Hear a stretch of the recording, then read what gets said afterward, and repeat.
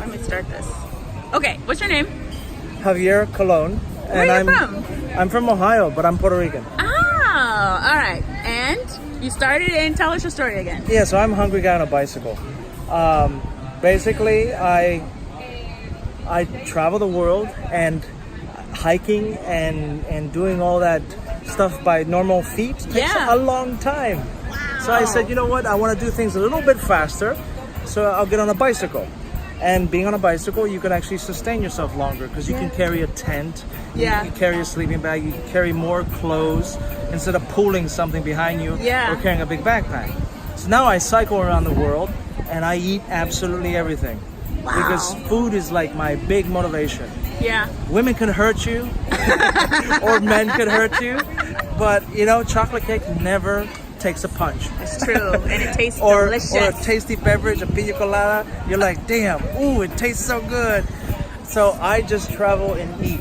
That's so what for I do. now, you started in Vancouver. Yeah, I started in Vancouver. South. I traveled the entire U.S. coast, went down to Baja. I crossed over on a ferry to Mexico, and then I cycled through Mexico. I did, you know, Guatemala, El Salvador, Honduras, Nicaragua, Costa Rica, and now I'm in Panama. Did you ever feel unsafe? Guatemala, although it's supposed to be very safe, Guatemala felt a little bit spooky because, you know, the border crossing with Mexico, a lot of people go through there. So you do meet some people that that scare you down there, and the roads are pretty shit. Guatemala has shit roads. But El Salvador, which was supposed to be very dangerous, and Honduras, they were beautiful. They were wonderful. Yeah, I've been to all those places. So yeah, I could understand what In you're saying. El Salvador, I stayed 28 days on the beach in this little village that had absolutely no tourists. Wow. Yeah. Do you speak, well, you're Puerto Rican, so I'm you Puerto do Rican, so I speak speak Spanish. Spanish, yeah. Okay, so the language barrier, there is no language barrier. Well, for you. I just poor grammar because Puerto Ricans kind of speak poorly. Okay. Tell me about money. Like, how are you affording this? What do you do for money? Do you carry cash? You carry card? I like to try and pay with card because I get points that can buy me my return flight home for free with all the points. But no, when you have a bicycle and you have the bags, after the initial cost of buying the gear, actually traveling is very inexpensive. I camp a lot.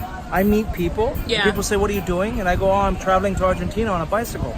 And they go, oh my God, I'll cook for you. Come stay at my house. That happens a lot. Or you just ask people. Sometimes I ask the firefighters. Throughout Latin America, you can stay with the bomberos, the firefighters, for free. Really? They let you camp.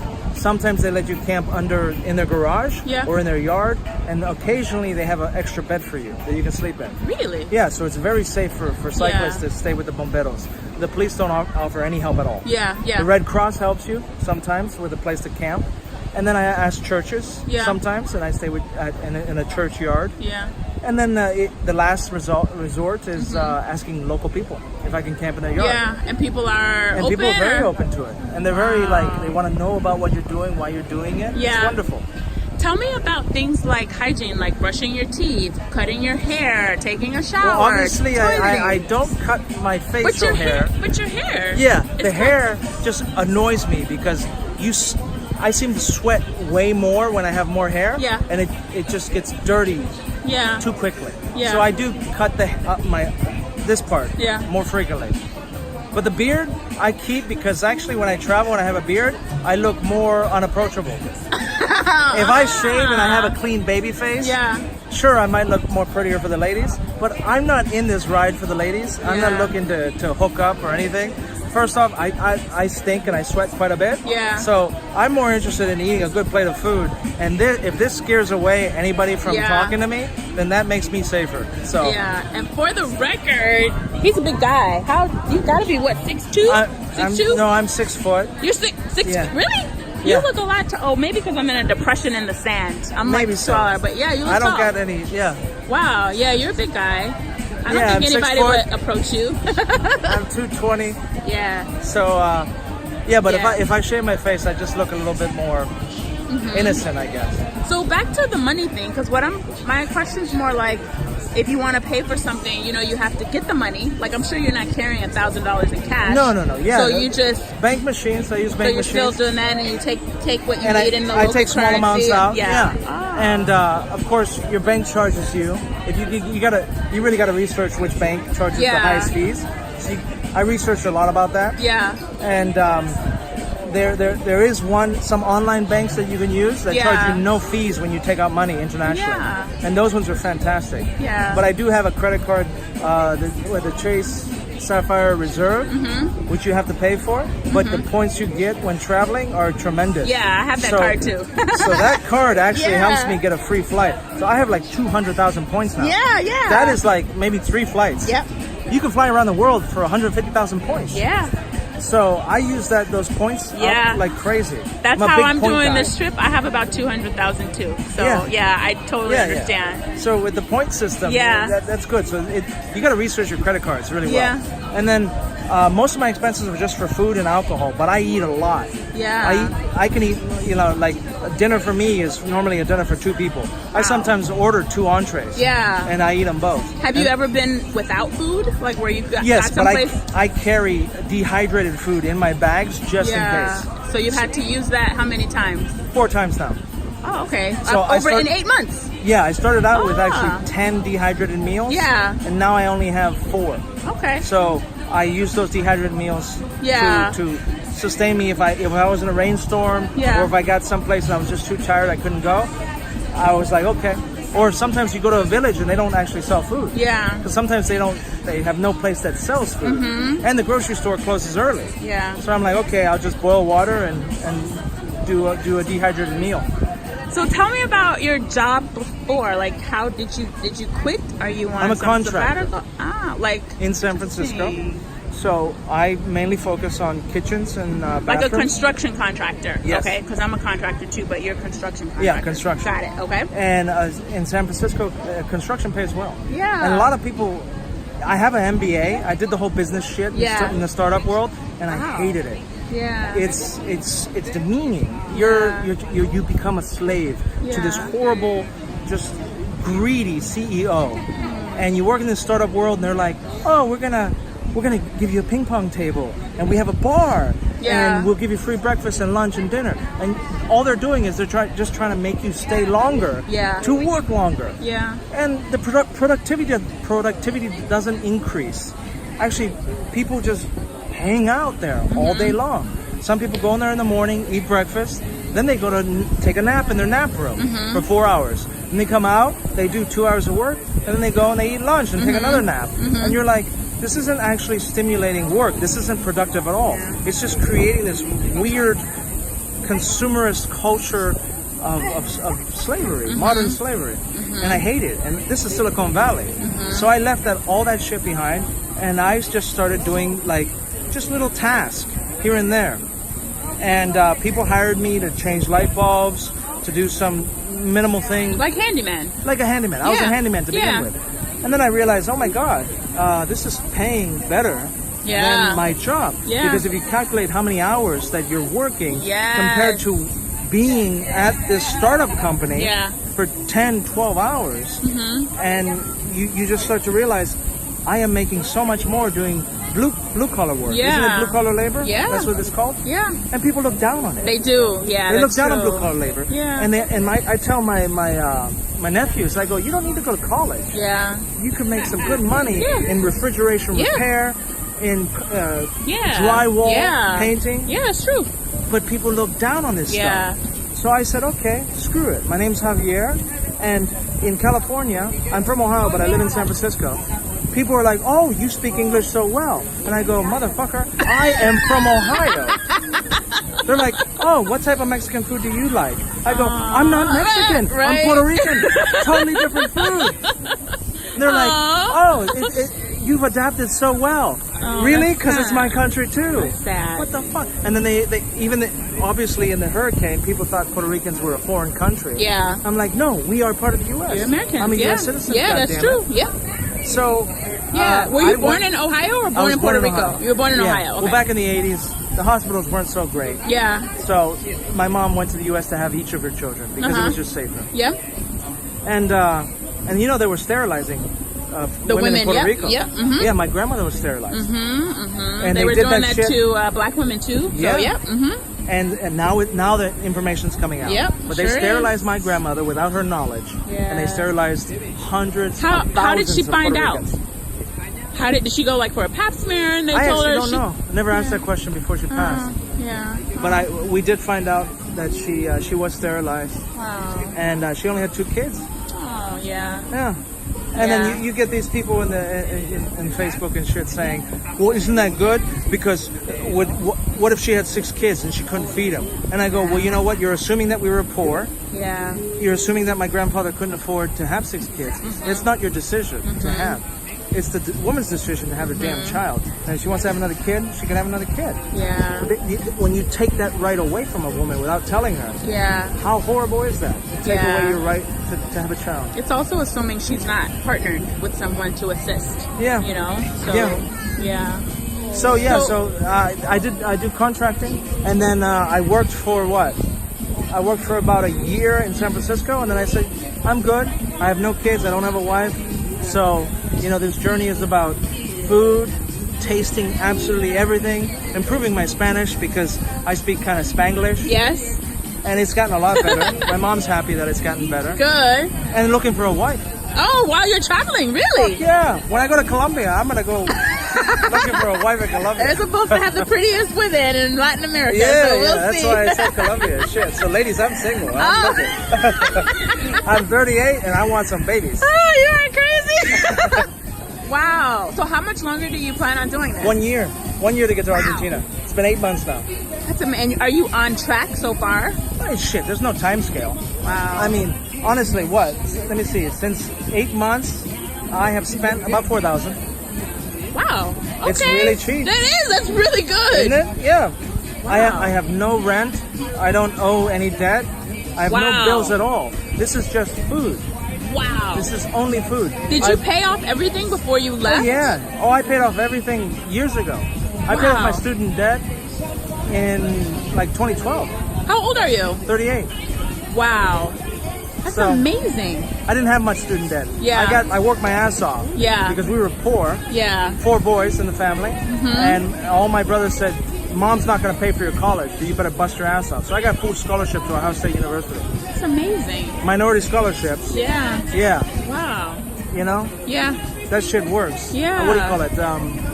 Is it what's it called? Affirmative action? Is that what you're thinking of? Yeah. Fuck yeah, we need that. Yeah. There's no way that I would have been able to do what I did without affirmative action and help.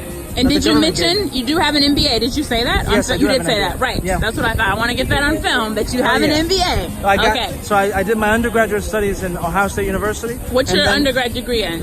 International business and world economics. Nice. And then I went to Copenhagen, Denmark. Yes. Because I didn't get as many scholarships for my graduate studies. Okay. But Denmark is free education. So I used the scholarships that I did get to pay for my living expenses, and I got my education for free in Denmark. In Denmark? Yeah.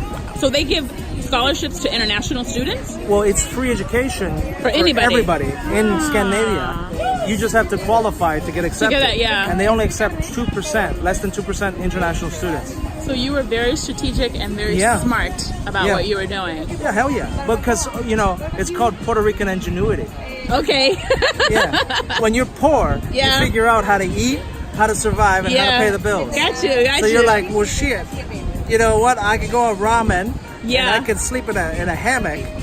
Now I could pay my bills. Wow. I'm so this whole impressed. trip, this whole survival instinct comes from just growing up poor.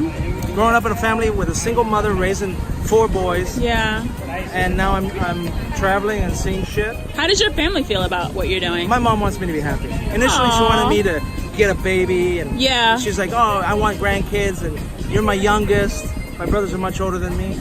And she's like, "You need to get out there and give me some babies." And I tried to do that for her. Yeah. But then, I just realized that the woman I was with was just like, I was like treating her like just a baby making machine. Yeah, exactly. And I was thinking, we won't be good. We won't be good together. For recognizing Ended that shit.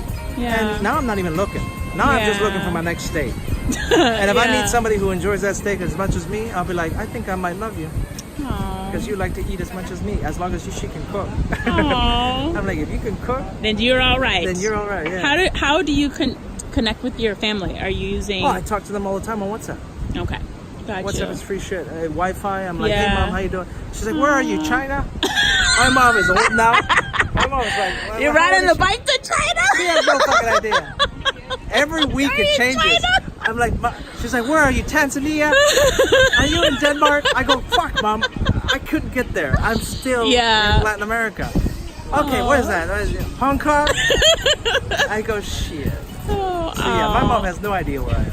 That's good. But she likes that I'm happy, and she's learning how to use the Instagram. Good for her. And so she's like, I saw your pictures about that food. That looks good. Oh.